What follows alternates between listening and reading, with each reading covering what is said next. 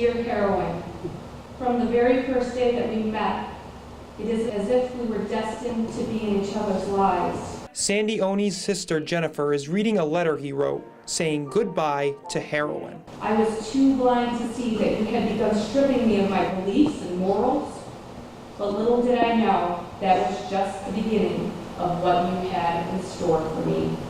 Sandy battled a heroin addiction for more than a decade, but lost that battle on July 12th at the age of 29.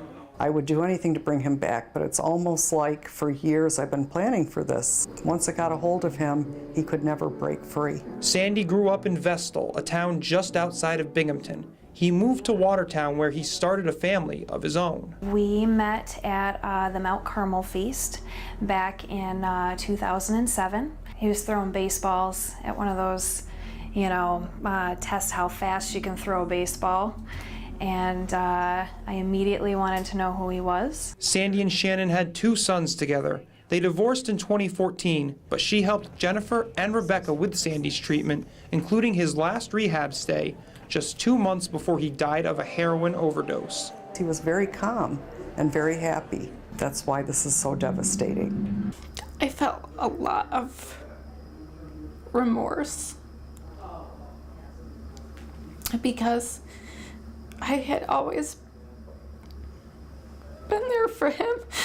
I had always helped him. I was never angry with him. When Sandy's sister and ex-wife found his goodbye letter to heroin, they knew they had to share the words of someone facing an incredible struggle. I don't think anyone would choose the sort of life that heroin gives you.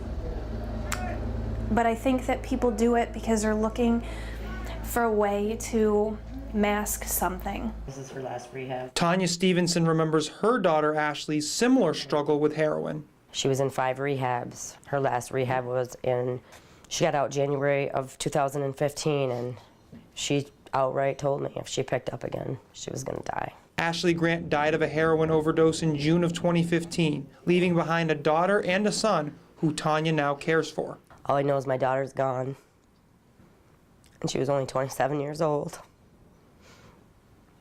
with 2 beautiful children, and a family that loved her more than anything. Ashley's family remembers her with an anchor, a symbol from her favorite Bible passage. We got closer than we had ever been because of God. You know, she was always quoting scripture to us and texting spiritual things to me. Both of these families hope discussing their experiences raises awareness of just how severe the opioid epidemic is throughout the Northeast. And I don't want my grandchildren going through life with the stigma that their mother was a drug addict, because she was a lot much more than a drug addict.